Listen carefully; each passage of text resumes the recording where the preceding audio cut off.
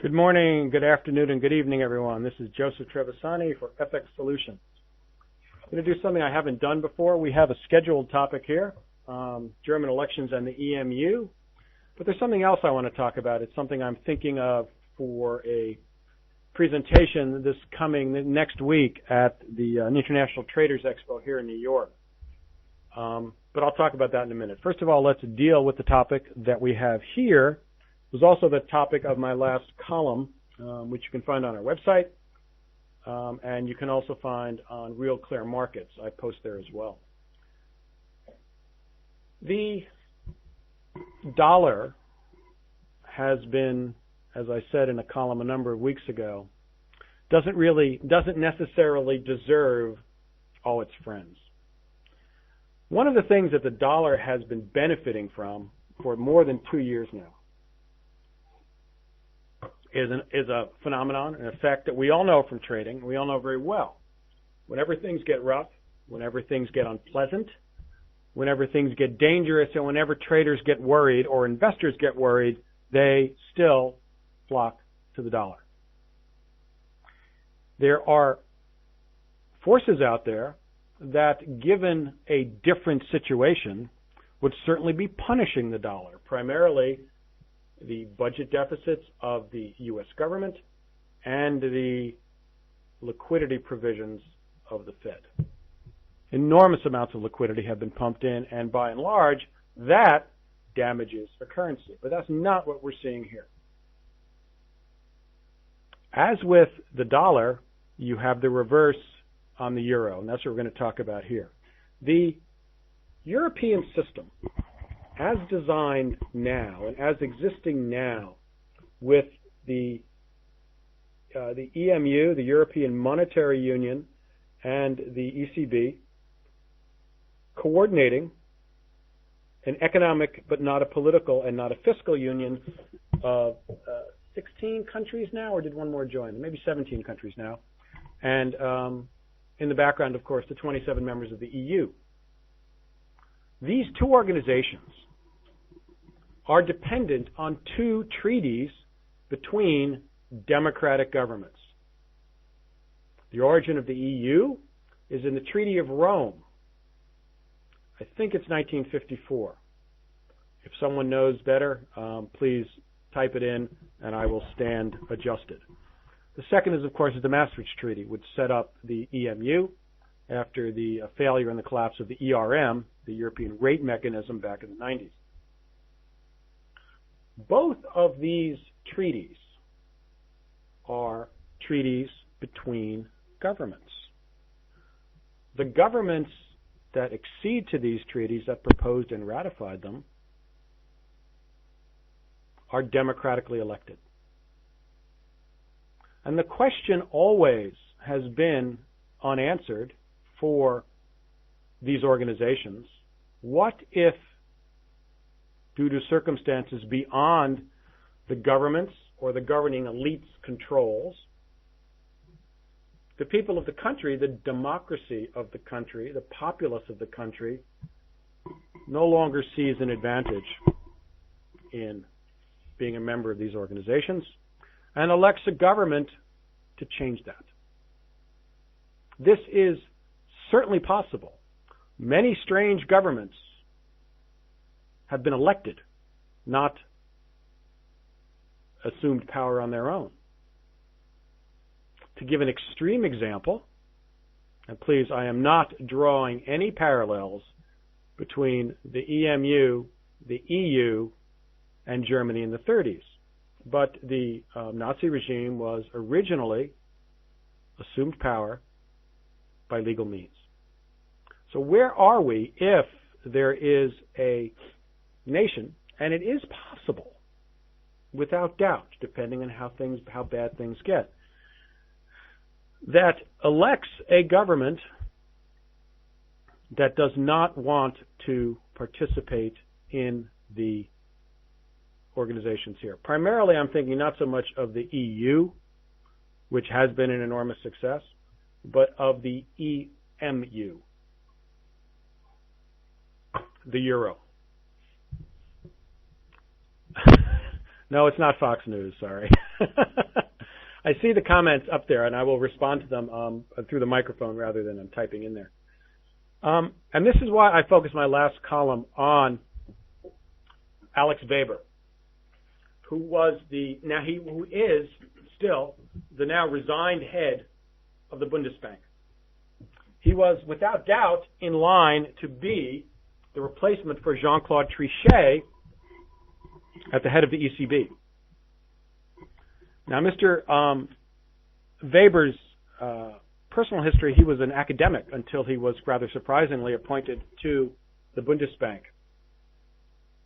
He made public some of his doubts. Apparently, he was considering or being considered for the head of Deutsche Bank after Josef Ackermann leaves, a far more remunerative post, although perhaps not as powerful or perhaps more powerful, I'm not sure which, rather than head of the ECB. And he made his diffidence public.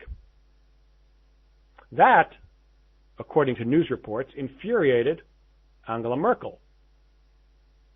The reason is political. The Deutsche Mark is much missed in Germany.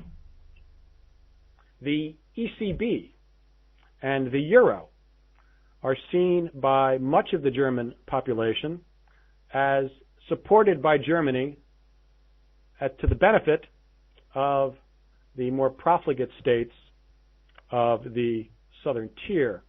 Just as an aside, Mr. Berlusconi was the Prime Minister of Italy, was apparently being considered for charges of,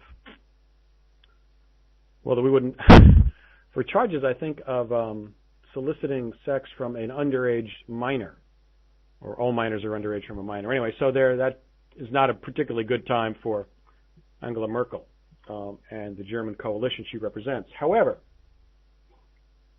yeah, I'm kind of sorry I brought that up, folks. That was inappropriate on my part. You can read that in the news. You don't have to hear it from me. I spend a lot of time in Italy, and I have relatives and many friends there, and I have been back and forth many, many times over the years.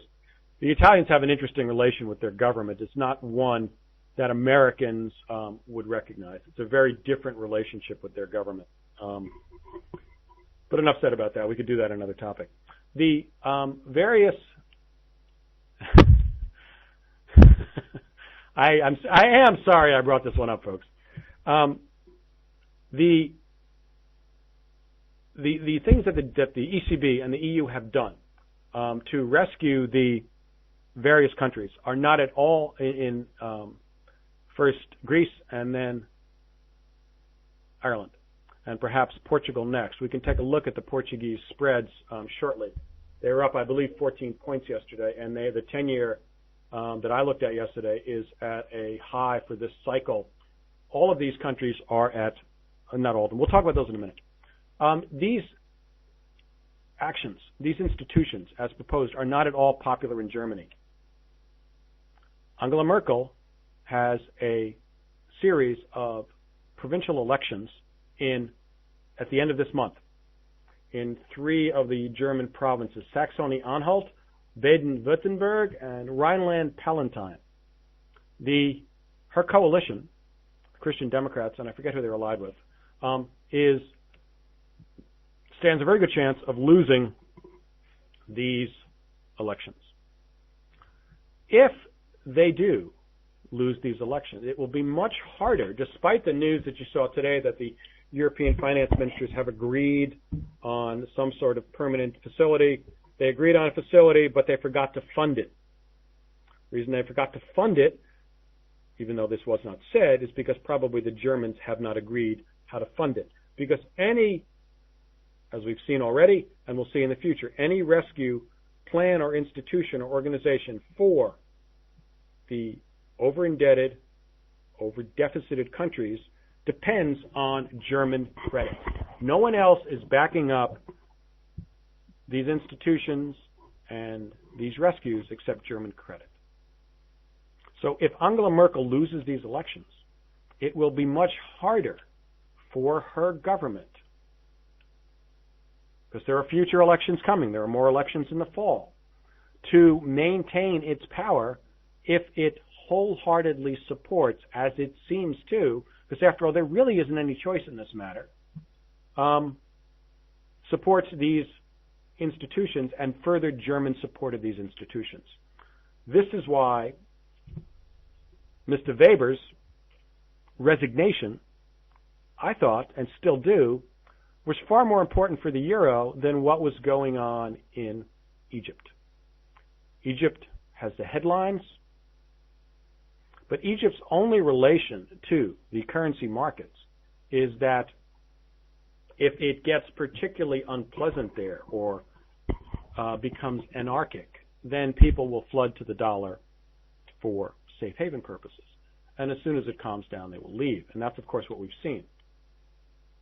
But the problems for the German coalition of Angela Merkel and its continued support and success at supporting all of the institutions that are keeping the euro and the EMU together is a much more serious problem. Mr. Weber was known as a straight shooter. At least he was very outspoken. He was against the European QE program, small as it was, as are most of the Germans. And he was against the other programs that they put in, which was the European debt facility. He was against that as well. And he thought that these were not good programs and that he's against the creation of a permanent European debt facility, which of course is the German government position, reluctant as it is.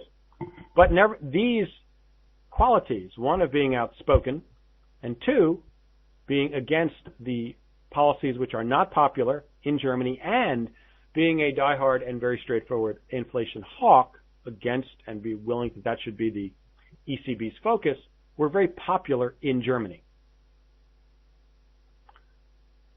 If Mr. Weber was head of the ECB, then the Angela Merkel government would have a bulwark. They could point.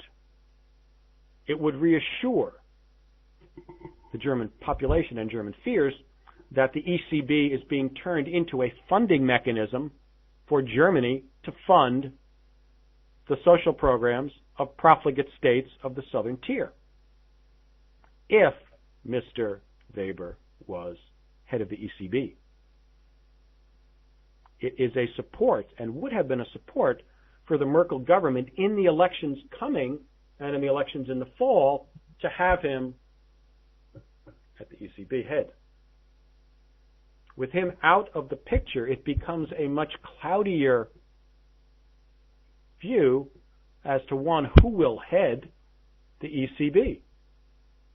The other candidate that had been spoken about at the time in the past several months, that Mr. Weber was mentioned as well and assumed to be the leading candidate, it being assumed that since Germany is funding the ECB these days and funding the EU these days, that they would want and demand, even if not in public, a German head of the central bank.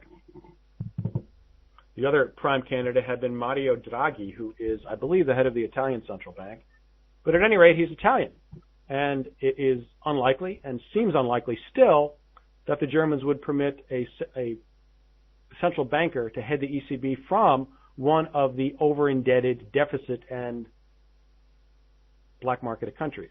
Black market, I mean, depending on whose statistics you take, somewhere between probably a quarter and a third of the Italian economy does not go through the Italian tax system. A very large number for a modern, large, export-driven, somewhat, Western European economy. So they have a very different relation to the government, to deficit spending, to debt, than the Germans do. With it unlikely that Mr. Draghi will get, Draghi, I think, sounds actually Eastern European, but I believe he's Italian, will get the position, and Mr. Weber out of the running. The field is essentially wide open for someone. So all of these issues add up to a electoral problem for Angela Merkel.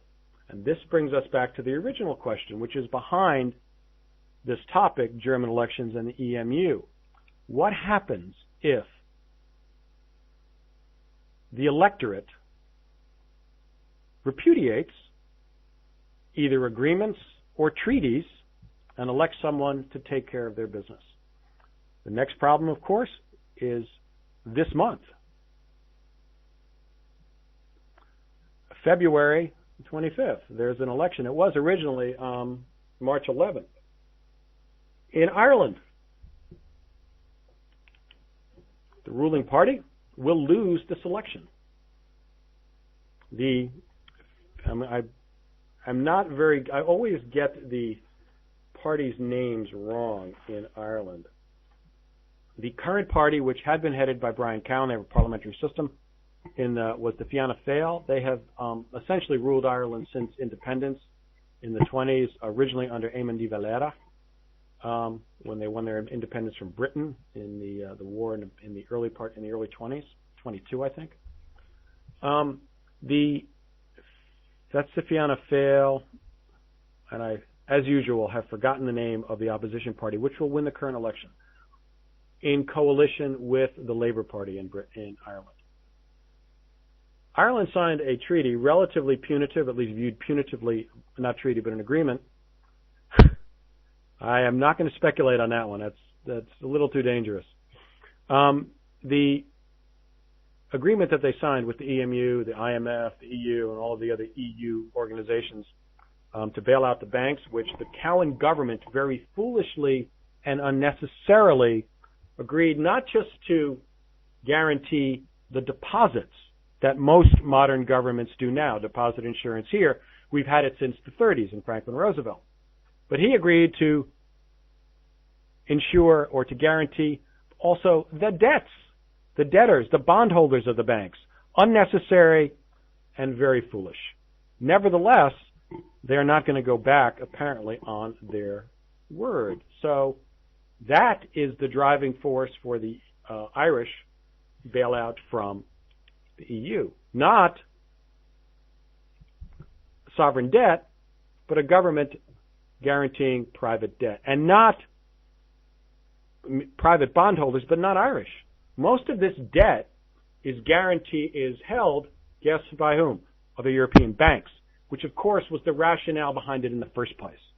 Because it hasn't been spoken about much, but the European banking system is all full of this kind of cross-holdings, the way the Japanese equity system used to be on countries. They all held each other's stock and never sold it, so the prices never went down no matter what happened to the companies. You have a similar problem in Europe. French banks, English banks hold the debt of the Irish banks. If the Irish banks went under, as they would have without guarantees from the government, because they had a property bubble there of rather astronomical proportions, sort of like Giant's Causeway, I guess, but that's in Scotland.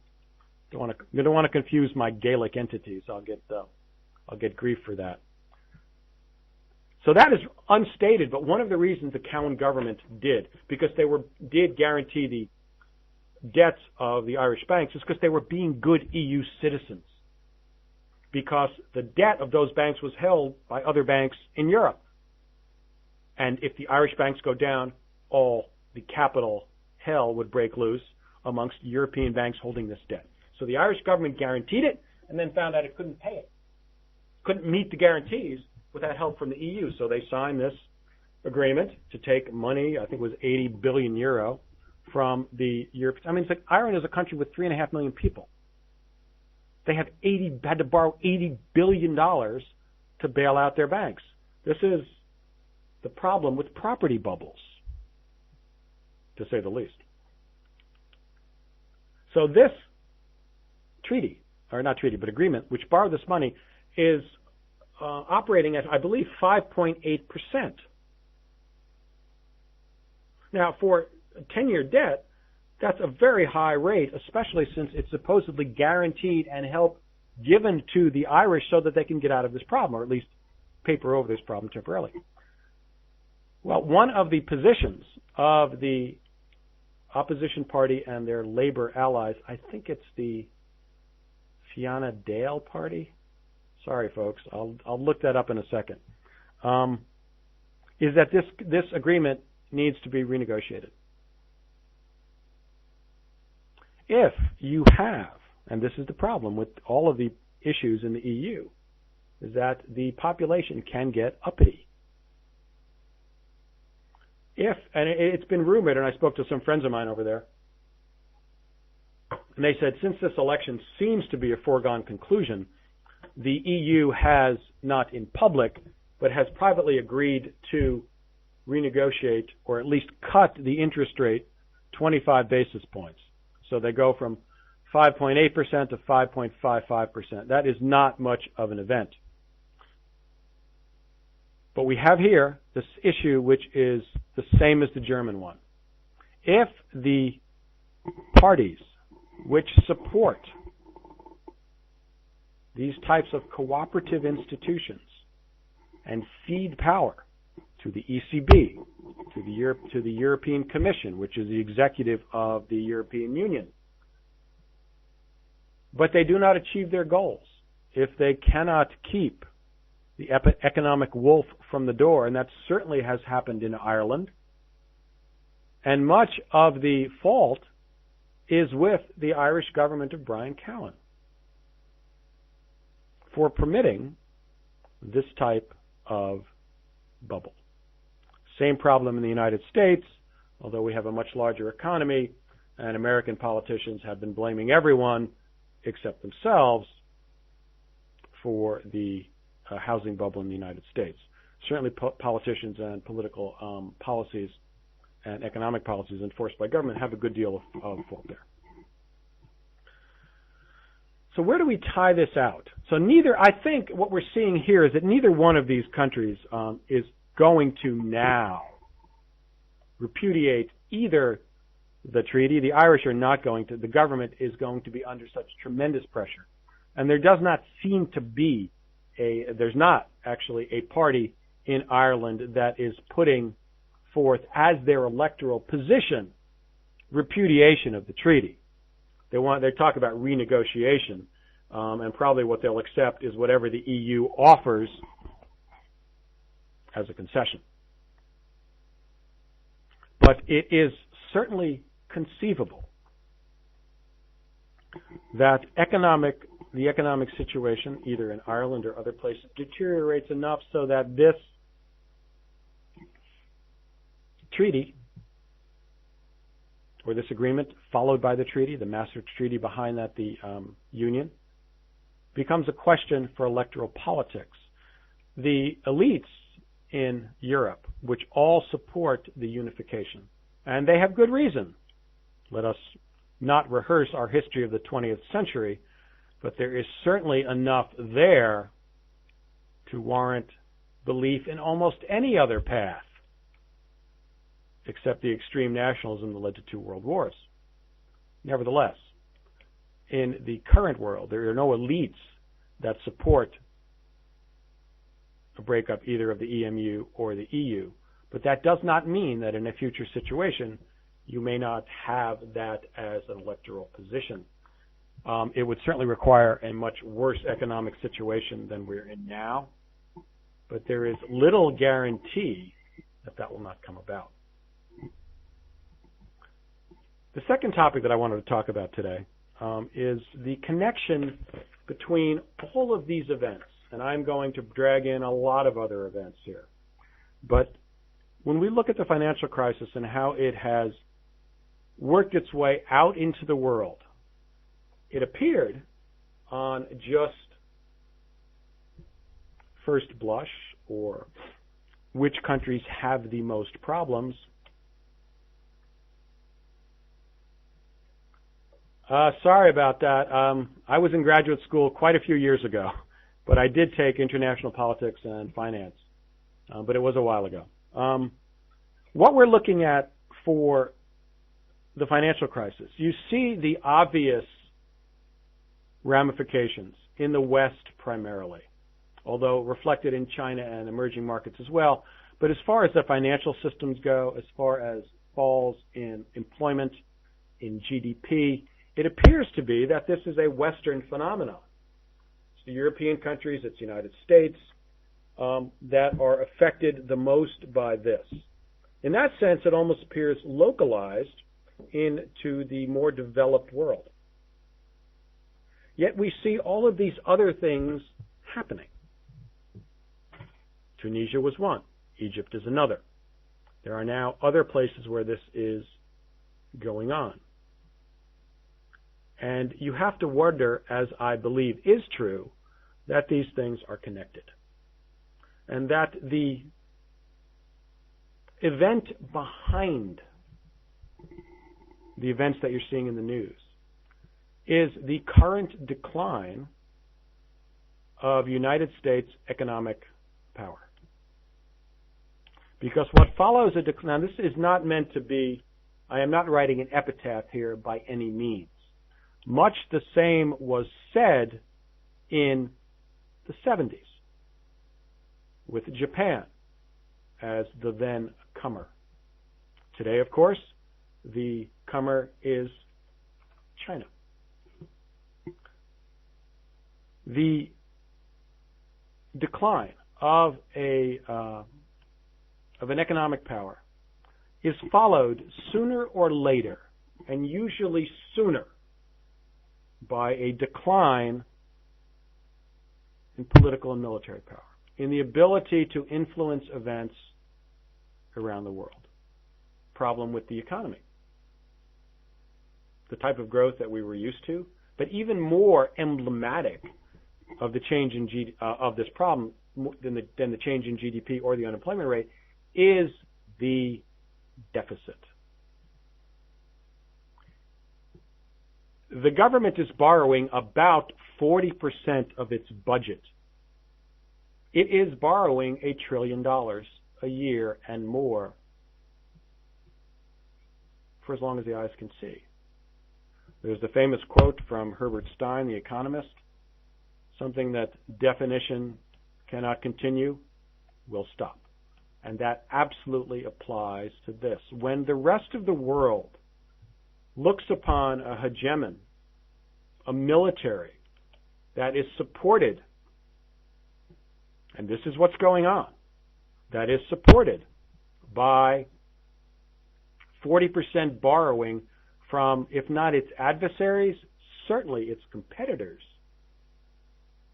then it becomes extremely apparent that the ability of this entity to project power will be diminished drastically in the future.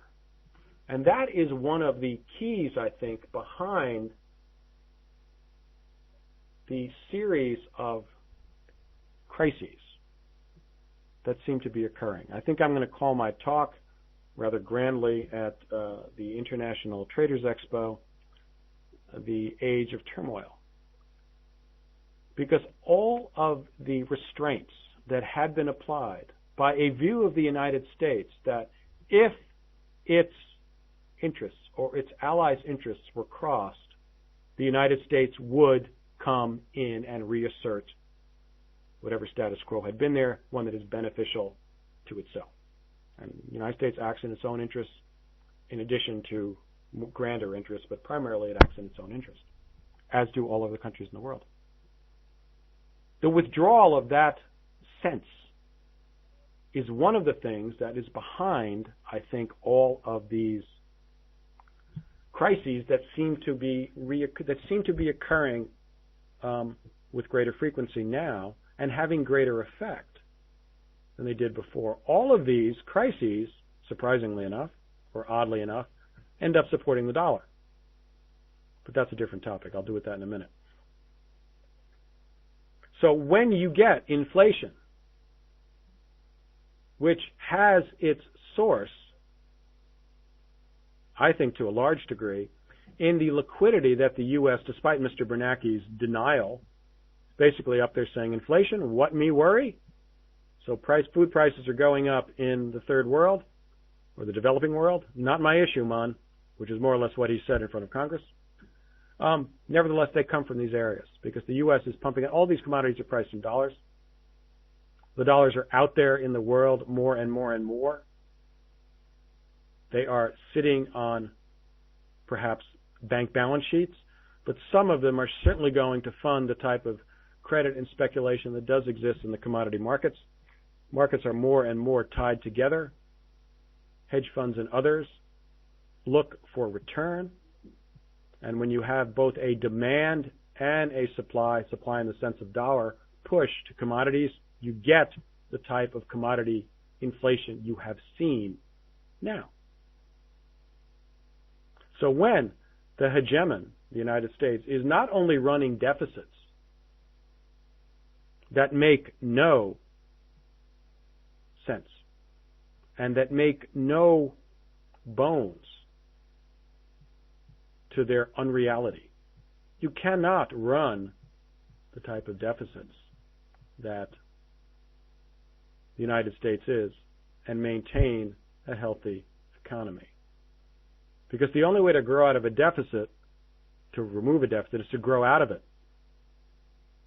And none of the policies that are coming out of the administration, despite what they say, and in my opinion, have any will do anything to promote growth. And we've seen some of the results. Despite their extraordinary provision of liquidity and the extraordinarily low rates that look basically to continue to ever, probably till I retire, the growth has been very anemic and job growth has been non-existent. These are not the type of policies because that's not their goal. Nevertheless, when the world looks at us, it sees into the future. It sees a hegemon that cannot pay its bills, that cannot pay for its own military. And that releases opponents, either internally in a country or externally, to feel freer to take up their grievances and to compete for power. Throughout the Maghreb, across the northern part of Africa, the Arabic civilizations there and the Arabic governments there, the United States' interest has been stability. It can no longer enforce that stability. At least, enforce is the wrong word. It can no longer support that stability. Both because it is viewed, I think, as weakening, and two, because it has, in its own interests, exported inflation around the world. And when you're spending 30, 40, 50, 60%, whatever it is, of your income on food, food price rises matter. They don't matter very much here in the United States, in Japan, in Western Europe. They matter in the Maghreb. They matter in the Middle East. They matter in China. So not only is the U.S. viewed as weak, but it's viewed as irresponsible. And so these types of trends are what are behind, I think, this age that we're entering into. There are going to be recurring, I feel, crises of these types because there isn't anything or any one government that's out there. The Europeans don't talk much about soft power anymore for good reason. Soft power doesn't do anything. This is why you're seeing apparently unconnected items such as the Irish election and the Egyptian rebellion are not unconnected at all. They're connected to the fall in economic power in the West.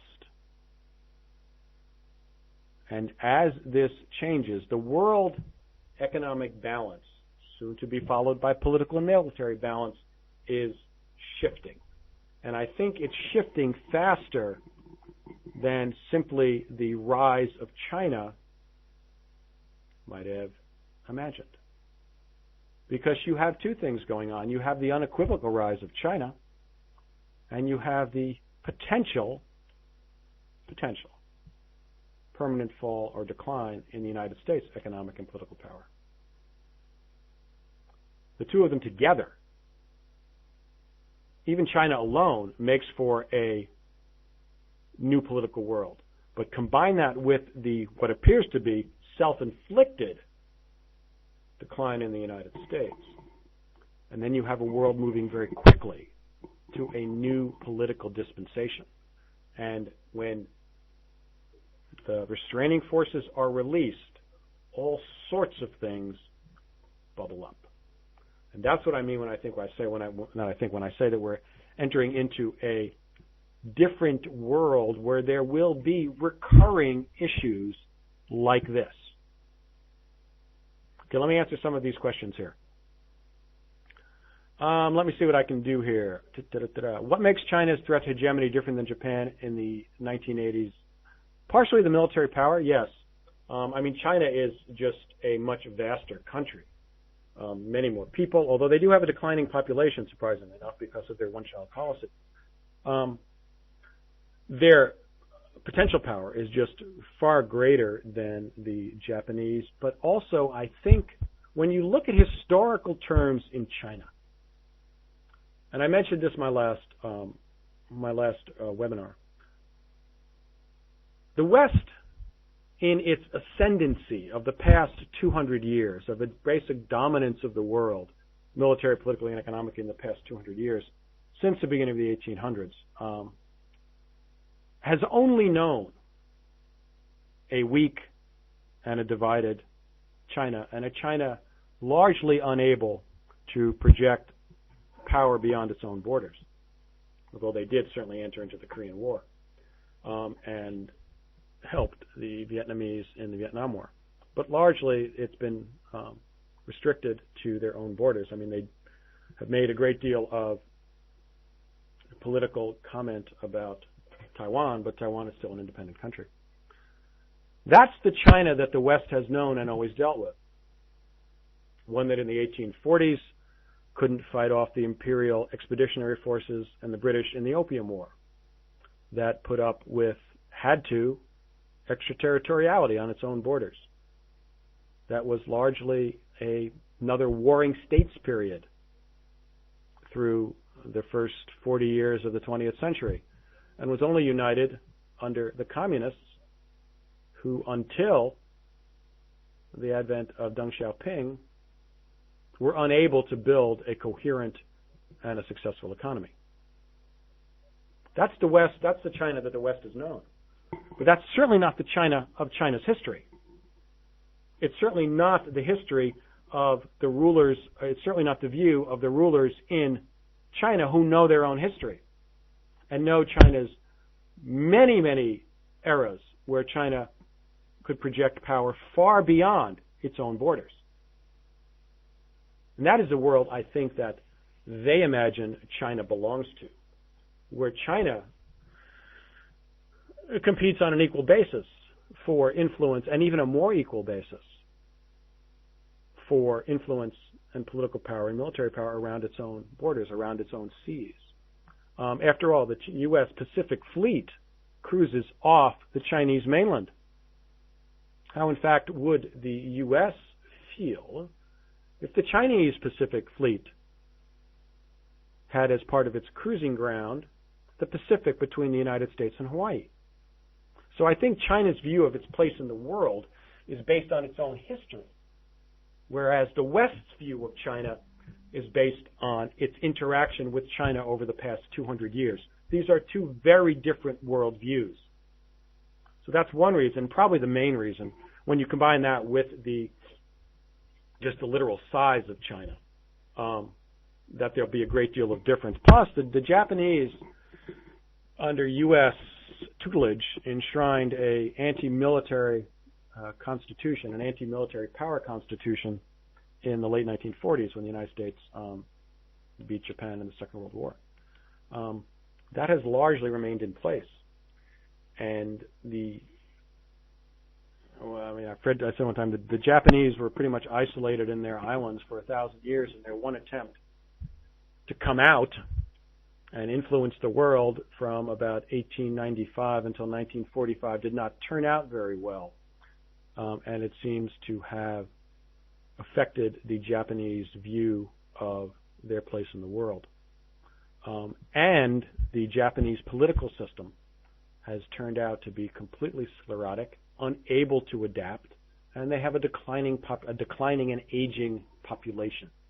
None of these things would bespeak a dominant a projection of power out into the world. So those are the reasons for that. Next one. What do you foresee ahead, a multilateral or bipolar world dominated by U.S. and China? That's a very good question. If I had to bet on it, I would bet on a bipolar world, because the various other areas for potential multilateralness or laterality, I guess. Ugh, what an academic word that is. Would be Europe. Europe has given no interest, and I don't think will have any interest in projecting military power anywhere around the world. They've proven incapable of it, and plus, their institutions are not designed for it. The EU does not appear able at this juncture to grow into a state that will have a coherent, unified foreign policy, and more importantly, a unified military. So I would look for a bipolar world. But when you say bipolar, when you think of the bipolar world between the United States and Russia, you had essential equality. At least, actually, you didn't. It appeared that there was equality because the Russians and the Soviets, not the Russians, were very good at projecting military power, and they, believe it or not, communism had a powerful ideological effect. Not so much that it was a successful system, but that was an antidote for those who did not feel allied or possibility to be allied with the United States. So United States' natural competitors had another place to go dominated by a communist ideology. And that was one of the things that made it appear that there was equality. As, of course, the Soviet Union collapsed from economic inabilities, there really was never any equality, but there appeared to be for a long time. China may have some of those problems as well. It's yet hard to tell. The Chinese have been far more successful so far in running their economy, at least since Deng Xiaoping, than the Soviets ever were. So that is certainly a difference. So that would let me to believe that you will end up with a bipolar world, simply because there aren't that many multipolar poles to come into play. The question on this, of course, is what the United States is going to do and what the American economy over the next 10 years will do. If it continues as it is now, then the change in power will be much more dramatic and much swifter than it is. Sooner or later, the world is going to stop lending money to the United States. Sooner or later. And that will have a far more dramatic effect than anything else. So right now, I would say we're headed towards another bipolar world. The unipolar world we've had since the fall of the collapse of the Soviet Union is going to end, and it will be, as you say, U.S. and China. There just isn't anyone else out there. When will the Germans grow sick of pulling the EU economically and pay for the screw-ups of their neighbors? I think they're already sick of it. However, the problem is, even for the German population, the alternative is probably worse. And the alternative is not going to be offered by any of the current political parties or political leaders in Germany or anywhere else. Angela Merkel is not going to offer the Germans a dual-track EMU. The European elite, as far as I can tell, is totally both ideologically and intellectually committed to their project of unification. It's also by circumstance that this also provides the European elites with ever-increasing amounts of power. Not much of a surprise there, of course. So I think they're sick of it already, but I don't think that they're going to use that to pull out of the EU, either economically or the EMU. But this is one of the reasons why the Weber resignation is so potentially dangerous for the solution to the European debt problems. Now, honestly, there is only really one solution to the European debt problems, and it's known as restructuring. It's already been mentioned by the Germans and others there is almost no chance that the economies that are in trouble now, the Greeks, the Portuguese, probably the Spanish, perhaps the Italians, are going to be able to grow their economies quickly enough so that the deficits and debt return to a sustainable limits, period. Until I see something different, I'll change my opinion. But right now, I don't see that's possible. So the restructuring is going to happen, Portugal as well. That's the end of this particular problem. So I think the Germans have already said that. So when you move to that problem, when you move to that view, then the EU and the EMU will take its lumps, but it will still exist. And I think that's the goal, and that's the end game for all of these problems. I don't see anything else happening. Next one. Do you believe that the USSR are taking gradual steps in the 60s and 70s like China is doing towards them? Yes. Yes, that is quite possible. But one of the things, of course, that the Chinese had as a shining example in front of them when Deng Xiaoping made his decision and moved, and Deng Xiaoping didn't just wake up one morning and say, I think we need to become capitalist. The Chinese are known as the shopkeepers of Asia and had been for many centuries because the Chinese diaspora across all of Asia is large and vast and very much focused on business. The Chinese were the traders. And Deng Xiaoping didn't just make up his mind himself. He took the entire Communist Party ruling apparatus with him. But it was a pragmatic step. They had the great example of the failure of the Soviet Union right in front of them. My guess is the Chinese intelligence services had much better indication of what was going on in Russia in the decade leading to the collapse of the Soviet Union than the U.S. services did.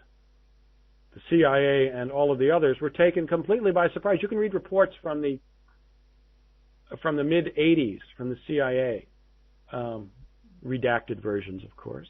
Great word, redacted. Censored is the correct word. That speak about the strength and the continuation of the Soviet Union. So the U.S. service and many others in the West got it completely wrong. The Chinese had that. And I think they used it in a very, very pragmatic sense. But it also speaks of two issues. I mean, the Chinese knew that they would not stay in power. The history of China will tell them, even a very cursory reading of it, is that economic failure of Chinese imperial regimes leads to the end of the regime.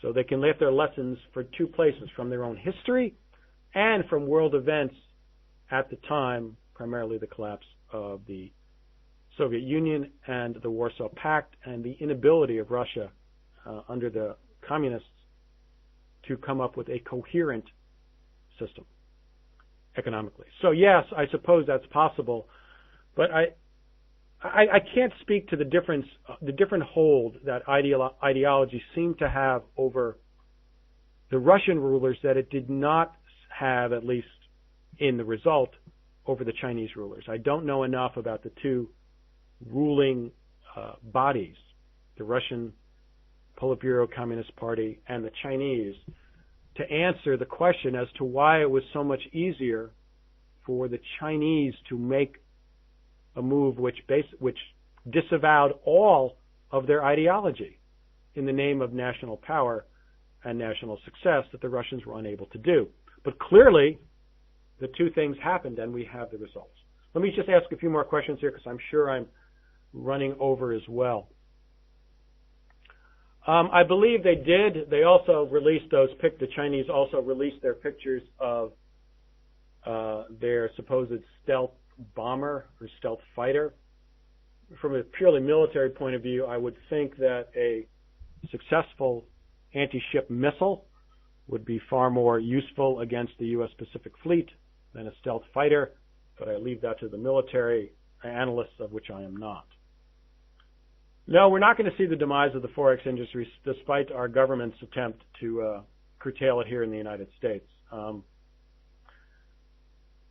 Okay, let me just ask one or four more. Do we have any more questions here? Okay, I don't actually see any more questions here. Yes, Kramer's saying sell, sell, sell. He also said buy Citibank, so I'm just sure about that. No, the problem with the bipolar world, you're absolutely right. The bipolar world, if you can ignore all the small wars, of which there were many, was, as far as a world war, a more stable world. I think we're entering into a far more unstable world, which is why I'm going to call my talk the Age of Turmoil. Because China may be, or appear to be at the moment, the comer. And by the way, I know this is an FX Street is an FX organization, and so if anyone is disappointed by that I didn't really deal much with FX today, I apologize. Sometimes I do this because I find it interesting, and I hope it's a good background for everyone to understand that the events around our world are now far more connected than they ever have been. And what appears to be a policy in the United States affecting only the United States is absolutely untrue. But the reason I think we're entering into although a bipolar world in the sense that there are only two powers that can really, only two militaries. There's really only one military now that can project power, the U.S. Vicki, give me 1 second and I'll finish it. China is a potential for the future, but it is very much an undeveloped potential at the current moment. Does it appear that the Chinese are working very, very hard to project power? Yes, I think the euro will stay, but I think it's going to be two different tracks in Europe. The Chinese appear to be working very hard to develop military power. You only develop military power to project power. Otherwise, why waste your time? But there are many undetermined problems in the Chinese economy. Nevertheless, with the U.S.'s ability to project power probably diminishing, and with the Chinese ability to project power as yet undeveloped, the potential for conflicts, I think, grows much stronger because the hegemons are not really in the game the way they were before. Yes, I do think we're going to end up with a two-track euro. I'm not quite sure how it's going to come about, mainly because I don't see any ability for Greece, Portugal, Spain, and the others to grow out of their problems. And if you get the Greeks defaulting or restructuring on their debt, then how are investors going to view Germany and Greece except as two-track? And what the credit markets will view will eventually become real across the entire EMU. Folks, I thank you very much. We've run about an hour. I hope it was at least interesting. We will do another one next month. Oh, yes. Shameless pitch for votes. We have been nominated, James and I here have been nominated in several categories on the FX Street Forex Best Awards. So go to the website and vote, if not for us, for whoever you think is best. We will be at the show in New York next Monday, Tuesday, and Wednesday. I hope to see you all there. Come by the booth. FX Street is also hosting a panel. I thank you all very much for attending. Take care and have a good day.